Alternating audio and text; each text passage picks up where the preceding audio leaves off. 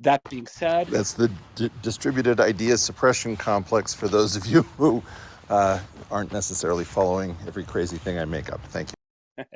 but that being said, I did corporate recruiting for a hot minute, and I used to get calls from people at Fox and especially CNN and MSNBC begging us to find them work somewhere else. These are people who went to journalism school, got degrees, wanted to break big stories, got to these networks, and much to their horror, they discover that there's no investigating taking place.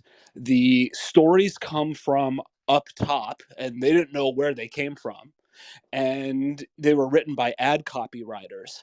And then these guys just go on TV. Wait. That's not exactly true. Stories come from up top, and they come bubbling up from the reporters. What is true is that the function of, I don't know, editorial judgment comes from above and tends to destroy certain types of stories every time they occur. So there are certain things that reporters find fascinating. They put a week into, then they run it by the editor as the editor sees the more developed piece. They usually run it by initially. And then they get told, like, hold off, or not enough evidence, or maybe we'll circle back, or I need you on another story. And I've looked at certain stories. The reporters will try to start on the story. I've had one story that probably 20 plus reporters started on, has never seen the light of day. And it's always, the sheepish call, which is, yeah, I talked to my editor and I'm not allowed to continue. I don't know why. It's just like, oh, you don't know why. What we have is some of the stories coming from up top, but some of the stories we have reporters who really want to report, and they just haven't been through the mill. They don't know that the editor is going to tell them that the story can't run for reasons that won't add up or make sense. Much the way that, if Twitter Trust and Safety says you've been violating the rules, they don't tell you exactly what you did wrong. They don't tell you exactly what you need to do to put it right. Sometimes they'll just suspend your account and say that you violated the rules, and that's it. And I think that what we have to do is we are going to have to take this back. I don't think it's going to be given to us. I think if we want not to be propagandized by pseudoscientists and cranks who tell us that our heterodox people who can spot pseudoscientists and cranks are pseudoscience and cranks, we are actually going to have to finish the job of throwing these people out of the chairs in which they sit. And what I'm curious about is there's no appetite for this. We can't have a conversation about ridding ourselves of PolitiFact. Your thoughts? There's a tremendous appetite for this. They've just all been banned from Twitter and Facebook, or they've been shadow banned. Every time I say something along the lines of what you're saying, it gets 0 likes. If I post a dog picture, it'll get 150 likes, instantly. I think there is a tremendous appetite for this, but people don't know sort of, and I don't know, how do we go about doing that? How We about know this? from our, We start a campaign to figure out where the idea that this had been a discredited hypothesis came from, and we push to get everyone who pushed that narrative, which is a narrative of denigration against actual functioning scientists.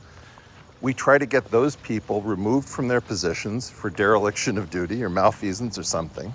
And then we extend to everybody who risked their entire platform on this point the possibility of tenure on social media, because we need your heterodoxy, and the fact that you were strong enough to say this when everyone was telling you that you were a lunatic is exactly the screening mechanism that we need. We need people who can stand up to everyone. I'm reminded of my hero, Frances Oldham, who kept thalidomide out of the United States because she stood up to the entire pharmaceutical industry and said, I don't think this is safe.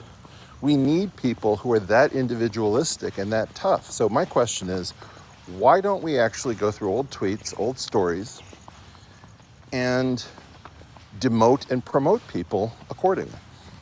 Eric, I just made a documentary about big pharma, and we hired the best investigators in the country. We spent a fortune so that they could fact check and investigate and dig up dirt and make sure that we were, doing it right. And my investors were in a meeting with these guys, and these investigators, they've done a lot of work for the government agencies around the world. They're really plugged in, and they were warning us that this was going to be really dangerous, taking on big pharma. And that you don't want to piss off the federal government. And my investors said, oh, no, no, we're not going after the federal government, we're just going after these particular companies. And my guys said, buddy, there's no difference. These are shared assets. If you're going after the pharmaceutical companies, you're going after the federal government. And we know from our mutual friend Danny Sheehan that all of the mainstream media outlets are totally infiltrated with national security state agents who will kill stories that are considered not in the interest of national security. And so that's what you're up against. And let me just say this, for those who don't know, Dan Sheehan is a really old school progressive, which would be totally mystified by some of the new school progressivism, who's been on the Pentagon Papers, the Silkwood case, Iran-Contra, sort of a legendary figure out of Harvard Law, and somebody that I recommend people need to follow. I think there was an attempt to discredit him around Iran-Contra because he was pushing on a lot of hot-button issues. People have just joined. Ken, Khalid, Cami Forever. Do you have any thoughts? Excuse me, this is Mady. I've been trying to say something Oh, for a little Mady, bit. please. Yes, okay. So I'm actually in this world, and I think that there's in terms of academia and public health, and I know some of the players that are very close to the data that can resolve or perhaps not resolve the questions about what was the origin of the virus, and did it start back in late 2019 as opposed to when several lab members got sick, and why don't we know more about that? So I think there's what we're missing in part, I think, in this discussion is the important uh, contribution from the science, from the world of science and the world of public health itself in academia, but also the larger public health, CDC and WHO, um, in terms of the who gets to be on the podium. And that is a really critical aspect. And in fact, knowing Peter Daszak, I had dinner with him February 26th, and they all turned to me because I happen to be a physician scientist, and they sort of said, well, what would you do, right? In terms of control, what do you think we should be doing in terms of the pandemic? And by the way, I said that we should shut the world down for 3 weeks immediately.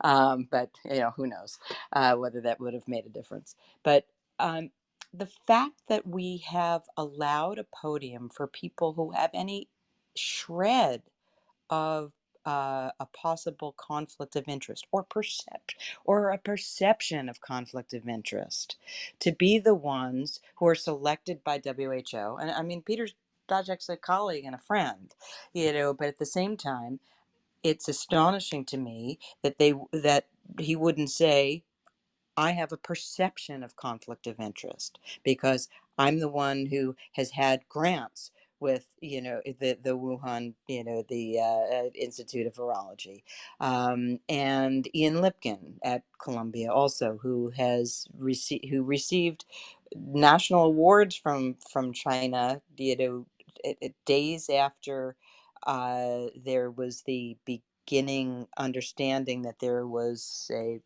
something big happening in China, and before everything really hit.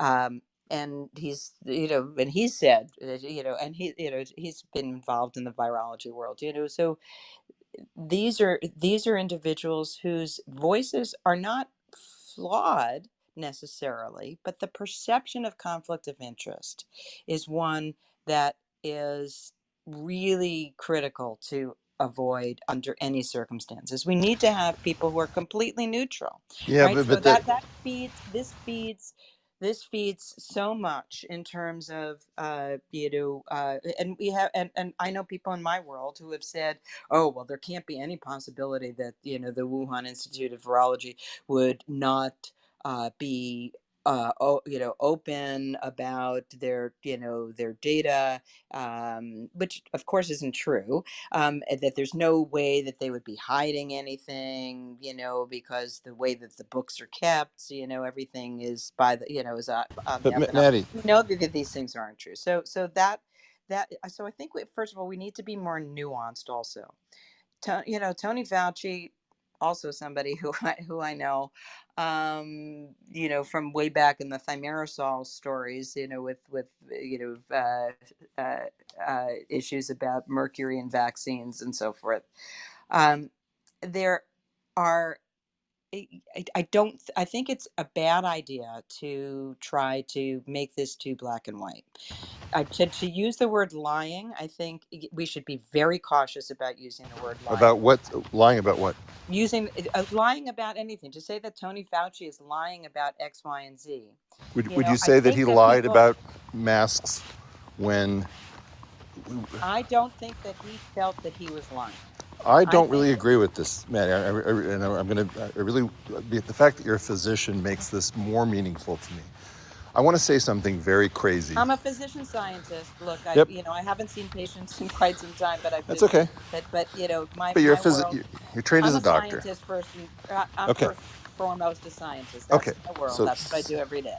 all right. So the thing that I want to say And I that's work in outrageous. virology and Okay, brain disorders, right? So okay. So the I thing I got want my. to say that's outrageous is there's something terribly anti-scientific about the culture of public health. And I agree. it I has agree to do with with you. the fact that public health says what would we need to tell people, whether true or untrue, to get them to do the thing that we believe is most efficacious in a certain situation. Absolutely. And under a pandemic, there may be certain circumstances where there may be that may be warranted for a limited period of time, but you should be upfront that you're doing it for that Okay. limited period of time. But what I'm telling you is that my dealings with public health people is that they are marginally, in general, scientists. Maybe they're even anti-scientific or I pseudoscientific. agree. I Okay. agree. I agree. And but there's many people who are hybrid individuals who may be in a school of public health, who are scientists, and who are, who aren't allowed the podium because their message is not what public health would like Well, you to but massage into the media. that's what I want to get to next. I think that you have put your finger exactly on the problem, but in a weird way, it's sort of formulated almost inverse to the way things are. I believe that the current culture is that you're not allowed on the podium unless we know that you're properly conflicted. It is too dangerous to have unconflicted people at the podium. And that right now, the real rule is if you are unconflicted or trying to speak the truth or saying that you don't know or claiming that something should be, like, to be honest with you, what you're talking about is a culture of recusal. I recuse myself because of an appearance of a conflict of interest. Were I China, and were I the Wuhan Institute of Virology, and were I playing by scientific rules, I'd say, hey, we, China, have to recuse ourselves. We, the Wuhan Institute of Virology, have to recuse ourselves because there's the perception that we might be meddling to try to make ourselves look better. Now, of course, that is never going to happen because that's not the way China plays. But the question that leaves us with is, how do we get back to a culture in which PolitiFact has to publish a 5-page article looking at how they failed before anybody's willing to even entertain the idea of listening to PolitiFact again? What I'm trying to understand is, why do we just complain to do it one more time? We're going to get hit with the same bullshit with PolitiFact on some other topic that matters, and that might be UFOs, and it might be rates of employment and unemployment. And whatever this thing is, it's just going to keep lying to us. We're going to keep being outraged, and we're not going to remove the cancer. And the cancer is our current It's what Matt Ridley called everybody sensible. Right now, we have to fire everybody sensible. And I don't know if people understand how important that is, but everybody sensible is a very small number of people who are making sure that they re-inflict a culture of conflict of interest on all of us. Your thoughts?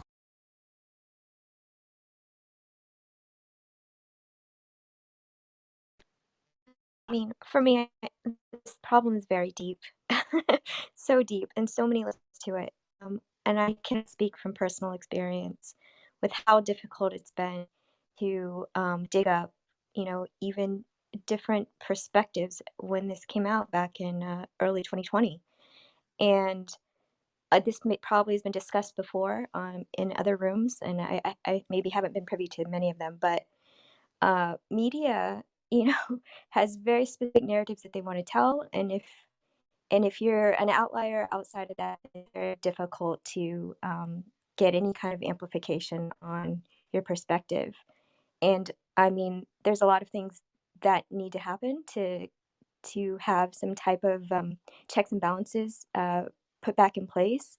But in terms of what like the individual can do, I mean, all I can say for what I do for myself is some of these social platforms that are um, have proven themselves to not to be a little bit biased in what they allow to be exposed to people for information gathering.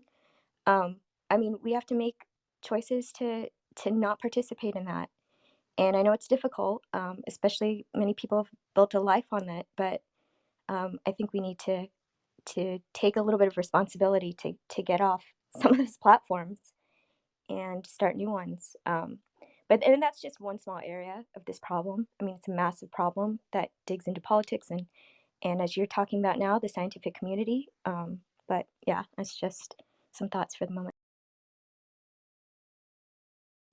Thanks for those. Anybody else want to chime in? Sean, do you have any thoughts on this? I haven't heard your uh, baritone voice. Creon? Hey, Eric, thanks. Yeah, I mean, I kind of have been nutting over the slowdown in science that, various people have been observing shows up when you look at various kind of metrics like, kind of out there papers that seem to look like they might break established paradigms versus stuff that just goes along with the established consensus.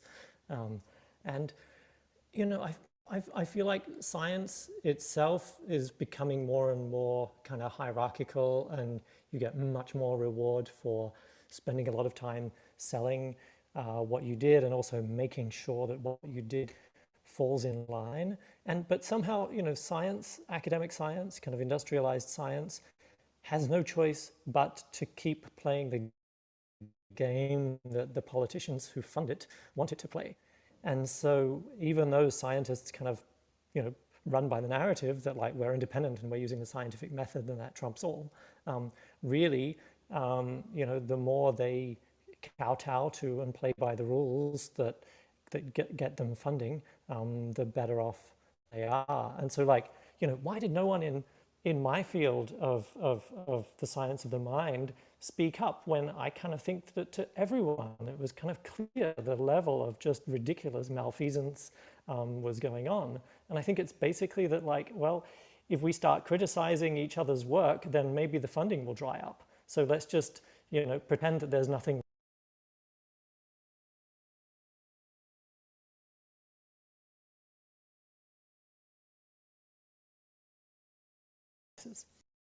Why wasn't this problem so prevalent before? I mean, we had a culture where it used to be, I mean, Dirac famously penned a poem that a physicist is useless after his 30th birthday. It was a culture that was much more youth-oriented, much more powerful, much more successful. And it wasn't a culture of peer review, by the way. And we did all these things to ourselves, and we now say, well, that's academic science. Why don't we experiment with the idea of one, really making a push to get an independent funding source, making national security the centerpiece, you know? I don't understand why scientists can't sell a product that created the entire market economy and keeps you safe from bad things that happen overseas. It just doesn't make any sense to me. I have this very strong feeling, Sean, that somehow everybody younger than I am, which is almost everybody, has been brainwashed by the same thing where you can't go back and say, why didn't we have this problem in scientific publishing in the 50s, let's say? And one answer was we didn't have peer review. We had peer review in the biomedical sciences, but peer review is, this foreign disease that came from biomedical into the rest of the sciences relatively recently, within the last 50 years. Why aren't we talking about, okay, how do we get enough money? How do we tell politicians to go fuck themselves? How do we make sure that we get people to recuse themselves, as per Maddie's concept? Why aren't we trying to institute, why aren't we holding any journalists to the journalist code of ethics? They're all flagrantly in violation of it on Twitter in their activism. Nobody is enforcing the standards. And that's what I find really confusing, is that we're not asking ourselves, why wasn't it always like this? Creon? Yeah, thanks, Eric. Thanks so much for having this room and inviting me. I worked for the federal government for 32 years. Forgive me if you've heard this story, but we used to have to take ethics training as civil servants.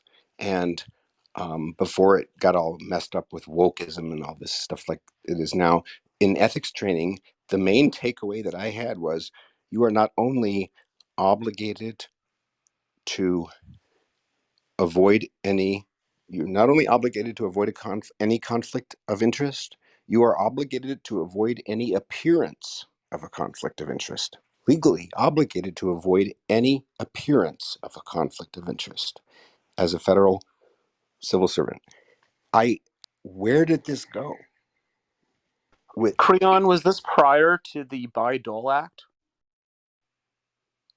Bayh-Dole Act was 1980. I don't think so. Yeah, no, it was not prior to that. It was after that. Yeah. So anyway, that's one thing I wanted to say. Another thing I wanted to say is, Eric, the title of the room has lab leak theory. You've broadened it with meta questions about, if it's, and I totally appreciate it. The lab leak theory got all messed up through all these conflicts of interest and crazy media censorship and problems, and it's going to happen again and again and again. What do we do about that? That meta question is very important. We need to talk about that a lot in a lot of rooms over and over again, runs to ground. And we also need to talk about the slightly more specific meta question about lab leak theory, which is, okay, let's just jump into the reality where it came from the lab accidentally. Now what? Forget it as theory. Let's just take it as a fact. I'm not. And now what do we do? Well, that's not. I'm what have not. we learned? Right now, I'm not interested in that question explicitly. And it's not that Okay. it's not an. It's not an. It's not that it's not an interesting question. Can I ask a But what? question? Wait. Not yet. Just 1 second. The reason that I'm trying to say something so draconian is, for those of you who are in several rooms with me, forgive me, but I'm trying to make a point, which is, we can't stay on a topic.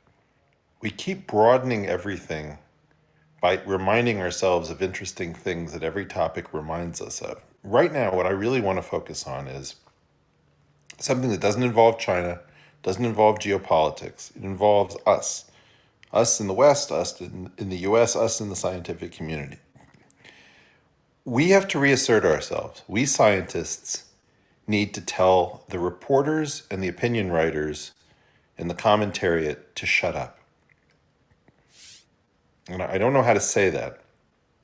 We need to tell the politicians, you will not be controlling our purse strings, because if you are, and you are the ones who are going to decide what we can do and what we can't do, and you're not going to ensure our academic freedom, you should start teaching your children Mandarin, Russian, and Farsi, right? It's game over. What we have is we have an incredibly dynamic, free society And you're taking away the benefits of a dynamic, highly educated, free society by loading us up with a bunch of nonsense and stuffing our heads full of it, and not allowing our scientists to do what we do better than anyone else, which is winning wars, creating industries, discovering the secrets of the universe. And we have our own way of doing it. You don't know how to do it. Almost no one in Congress has an advanced degree in the sciences, right? And I think what I'm really trying to say is the scientific community has to get more muscular. And I don't want to take on, it's not my problem. Well, what now with China and the Wuhan Institute of Virology? My problem right now is one thing only, which is what do we do about the fact that we had a bunch of writers calling pseudoscience and crank on scientists who are heterodox? And how do we make sure that they and their infrastructure find new lines of work to which they are better suited? That's the only thing I want to talk about. And the reason that I don't want to talk about other things is not that they're not fascinating. They are. You raise a very interesting question. But it's that we will never get back to the issue of why do I have somebody with a master's in English telling somebody with a PhD in virology that they're crazy? Yeah, I would like to just say one more thing, and then I'll shut up. And that is to, hear, as they do, and to say that this instance of the stifling and silencing and censoring and deplatforming of the heterodox scientists who might not even be all that heterodox is happening across the board. COVID is just the flavor of the month, right? People have been focused on it, but it's happening all over the place. I think Kriyan raises a good point in that, Eric, I don't think it's just happening to scientists. And we live in the times of censorship, mass censorship. And if anyone doesn't believe that, I don't know what to tell them. You look at social media, if you tweet out the wrong words, Wait a second. Cami, we don't have this problem in science. Imagine that you're a mathematician. And I think James Lindsay went through this in some very bizarre way. And you want to say 2 plus 2 does not equal 5. And then the world weirdly descends on you and calls you paternalistic, misogynist. I don't know. well, Like the world just freaks out and does something very strange. but hang on that My thought. You claim say is the world. You say the world, but let's break that down. What do you mean by the world? Are we talking about a handful of journalists in certain media outlets? no, what I'm talking about is journalism and sense making in general, which, as you probably know, has been a focus of mine, is an important part of civics. And if I shout into a canyon and I say hello, you know that the canyon is expected to say back hello, hello, hello, hello, because we expect an echo, right? If you were to shout into a canyon and you were to say, 2 plus 2 equals 5 is false, and the echo came back, you're a misogynist. You know something is wrong with that canyon, right? Because you have an expectation, the expectation has been found to be incorrect, right? So you start hypothesizing, okay, maybe it isn't a canyon, or maybe that's a voice on the other end. What I claim is that any scientist should be sympathetic to the idea that there's no reason to take the Wuhan Institute of Virology off of the table of possible etiologies for the coronavirus. You don't need to be as educated as Maddie. You don't need domain expertise. Every person in science knows that you don't remove a hypothesis like that. And the reason that I'm focused on science, again, is I'm trying to do a narrow, winnable strategy. I don't know how to correct people in issues about, like, I don't know, the historical importance of some event, in the Napoleonic era. There's no way in which I know how to adjudicate that. But in science, you can more or less say certain things with varying levels of precision. And the intrusion into science of this woke menace, this political menace that goes along with it, we either draw a line or we don't. And if you follow me for a long time, you know that my tagline is, "Who are you?" and get the hell out of my lab before I call security. But And Eric, don't you think that there's people out there who see through that? I think that there are many of us who see through it. I think that the key point is that I don't want Jack Dorsey having the ability to intimidate scientists on his platform. I don't want Mark Zuckerberg having this ability. I don't want a senator from Well, Maine in or Jack's case, Wyoming. I don't think it was Jack. It was his the people who worked for him in the safety, Twitter safety. No. Jack has a particular philosophy of governance, and I've spoken with him directly about this. And his comment is, if something gets to my desk, it means things are broken. In other words, his belief is that his machine should run without him having to do anything because it knows what it's doing. So Jack is very well aware of the situation with Vijaya and with trust and safety and all that kind of stuff. I think I'm really trying to say something very clean and simple, and I'm going to demote myself after this. We should be able to defend science. Before we defend history, before we defend, I don't know, cinematography, we should be able to defend science from anti-scientific perspectives, from non-scientist perspectives, from the perspectives of the commentariat. And this is a very specific pro-science position. I don't have a PhD in the sciences, because it was easy. I got one because it was important. And to me, it's time for science, which has a higher rating than journalism, which has a higher rating than politics, which has a higher rating, I don't know, than actors in Hollywoods, to assert itself and say, we need the tools to remain free of you and your polluted minds and the way in which you guys think about everything politically and in human terms. And one of the reasons we've been more successful than any of you, because we are the world's most successful intellectual community, is by learning how to take your humility from the things that you study, whether it's mathematics or chemistry or biology or physics. And what we are seeing is the intrusion into these areas from people who are not trained in science, who are empty of both its letter and spirit. And we need to purge ourselves of people with veto power over our scientists who are incapable of taking away their funding, their reputation, because we need scientists to tell us simply what is true and what isn't. And my claim to you all is we would be better off holding the line at science first, showing that we can actually exercise our muscle. We can destroy the people at PolitiFact who visited this upon us.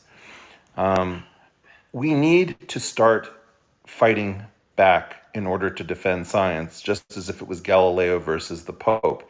And what I don't know how to do is I don't know how to solve all of the world's problems, but I do know that we can start backwards from science and say, take a hike, you don't belong here. This is an issue for science. And we should never allow people who write for a living to decide who a scientist is and isn't based on consensus, because our history tells us that heterodox thinkers are very much integral, in fact, maybe central, to our success over the generations. Thank you guys all very much. Really appreciate you coming to this room. So, Eric, I agree with one thing you're talking about is the separating the grant from the science, the science of research. The challenge with that approach is, again, if the moment you do that, you're just replacing politicians and journalists with scientists, right? So that problem of who is going to drive the truth, it's you're making somebody in charge. I think the best way to do this, in my opinion, to resolve this problem is to create a market for scientific ideas and market for creating grants and etc. So what it will do is basically, if scientist does anything wrong or it tries to, have some ill meaning or, the bad research, ultimately it will drive down its own price and it won't be able to get funded next time and on and on. So I think the market is the right approach for this kind of the research, rather than having a grant from the university or grant from the government, which forces you to be to have certain narrative. You Can I know, speak? oh, sure, go ahead. Okay, thank you so much. I'm Syed. I'm from India. I was listening to the words of Eric. I have been following Eric for a while. I really appreciate various of his statements. So I'd like to add 2 points actually with respect to this Wuhan lab leak theory and the charge of pseudoscience. What I believe is that we are living in a global order where we are controlled by this crony capitalism to a very extent, and majority of us are running in a fast moving world, and we are lacking individual scientific temper. Due to this lack of individual scientific temper, we are not able to address things scientifically. We always take a political stance in things, and we follow up the words of various political leaders, and we end up in shallows. So what I would like to suggest is that develop scientific temper. We should think more about, okay, right now we are having a pandemic situation around the globe. Why it is happening? So that kind of curiosity should be within us, and if we have it, definitely we will be able to create scientific awareness among us. Thank you. Uh, can I talk? Go ahead. Yeah, hi, this is Khaled. I think the key word in the tweet that Eric just read is mood. And I think it means public mood.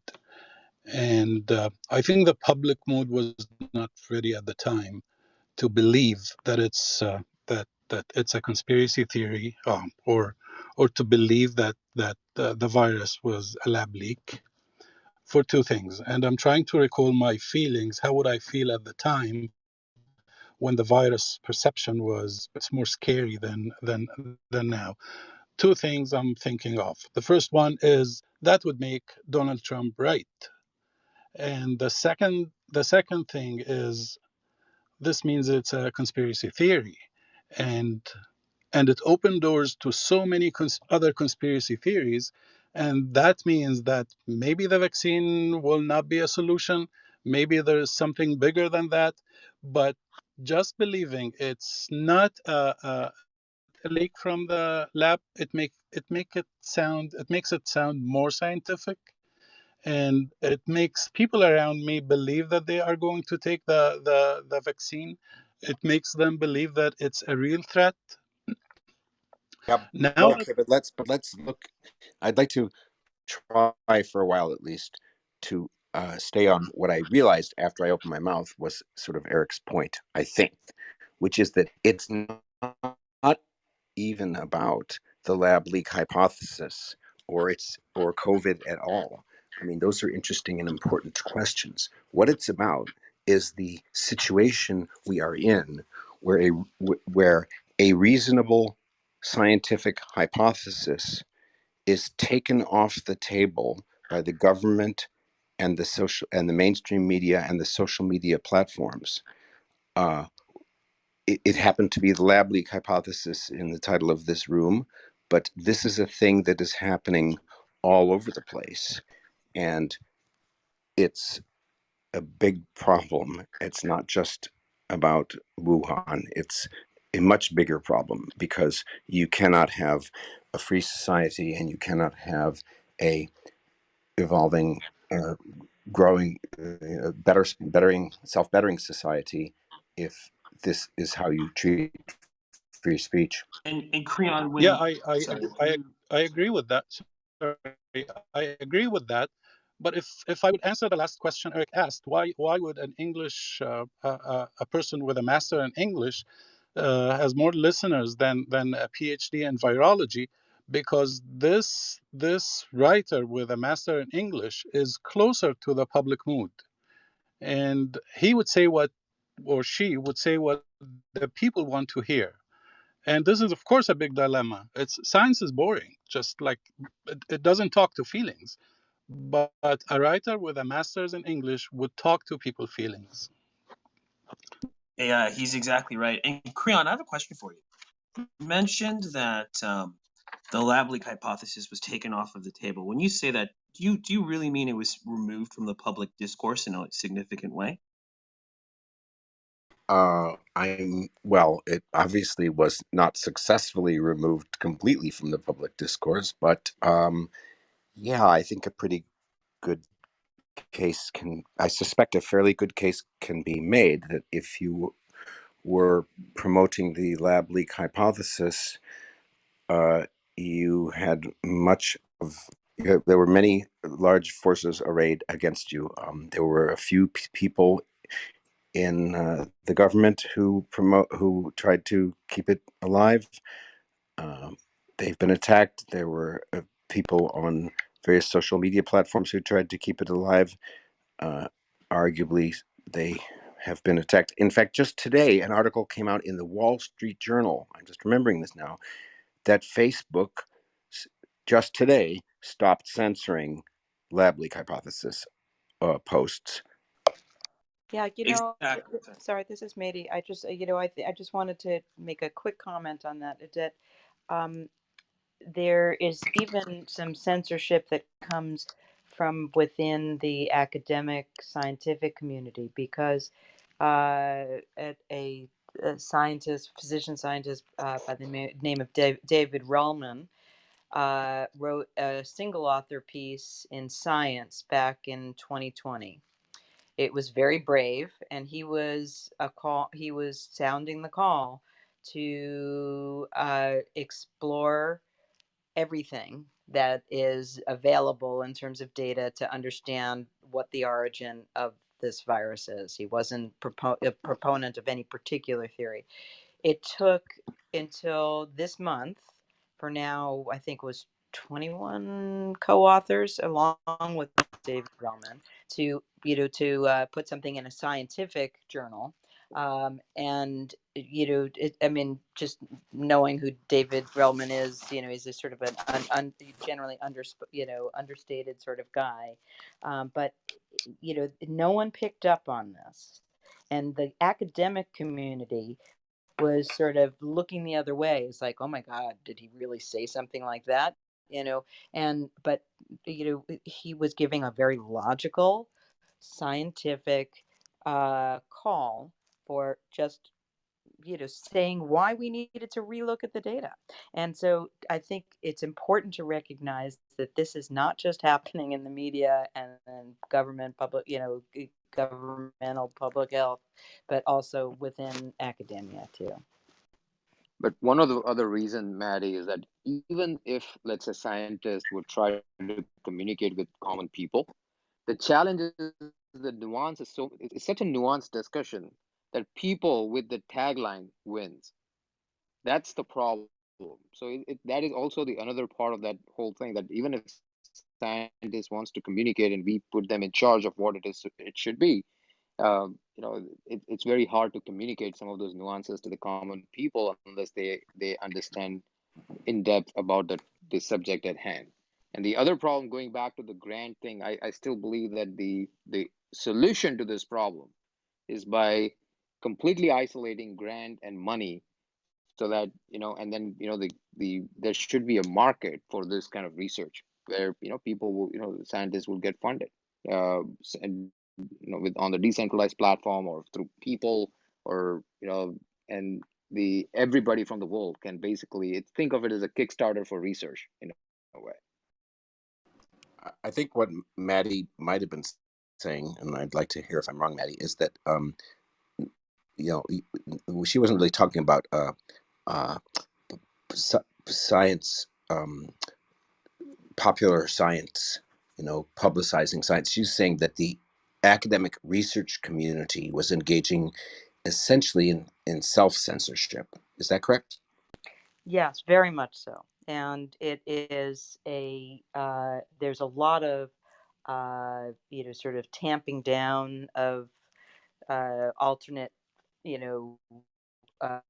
types of theories, the more heterodox types of, ideas, and people can really be alienated. And I think in part, when people get funded enough, it gets back to that funding issue. If people get funded enough or have enough power, they can sort of say whatever they want. But it's dangerous because there is that process of really the internal censorship, which makes it very, very difficult, and particularly in the context of the pandemic, but not only. I'm kind of curious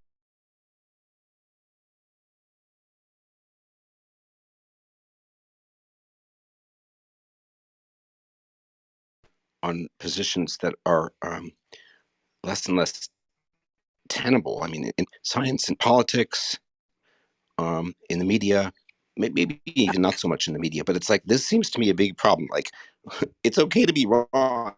It's better to admit that you're actually more powerful if you admit you're wrong than if you don't admit you're wrong and continue to just, walk down that path. Absolutely, it could save lives too. To think about just the aerosol, what is this virus able to be spread by aerosol? That's really that it is really critical, and it has very critical consequences. Well, I doing saw that sort of Catherine. thing. Can I ask a question to Sorry. Creon? Um, sure. But first, let me just reset the room. This is the room that was started by Eric Weinstein, and it's to discuss about, frankly, protecting our scientists and letting them have a voice and not being attacked for having an unpopular opinion, if you will. We have a lot of speakers on the stage, and Syed, before you respond to Creon, I did see that Catherine, who is a writer and has a journalist background who could provide unique insights into this, did flash her mic. So maybe if we can have Catherine speak, and then over to you, Syed. Okay, fine. Thank you so much, Cami. I actually flashed my mic because I was agreeing with what Creon was saying, but then he sort of corrected himself about journalism, and I think journalism is absolutely one of the areas that is susceptible to this. I think there is a lack of corrections, there is a lack of research, and I think there's a tendency, and I think especially in this social media heavy world, to form an opinion on things that one does not necessarily have any data on, any real expertise or knowledge about. And I'm sure there's a lot of people, I know there's a lot of people in journalism who are writing about science who definitely do not have science backgrounds or understandings. And they're writing about it with sort of an authority and simplification that I think is very dangerous. And somebody was saying, science is not very sexy, it's not emotional, and maybe part of that, and I've talked to some scientists, is part of that is maybe, it is hard to translate some of these really complex ideas that take you years and years and years to learn and distilling it into something that somebody can understand. And maybe there's ways to work with scientists more closely together on stories. Maybe one solution could be to have scientists collaborate with journalists on stories, so that there is that expertise that comes within that. But I definitely see that problem of not being able to talk openly. And that would be the same thing, like if within the science community and people who are educated and critical thinkers, they're having a hard time figuring out how to talk about something that's in a popular theory or politically heated theory for various reasons that were outlined. Well, I can't imagine in an industry like journalism being able to do a story that's, at least considering some of these theories or ideas. That person would be pretty much prosecuted. I mean, that not only prosecuted, that story will never see the light of day because the editors will never approve it. And that has definitely been my experience when I've questioned some more popular narratives. Is you get a very polite but not so polite, oh, we're not interested. So that's all.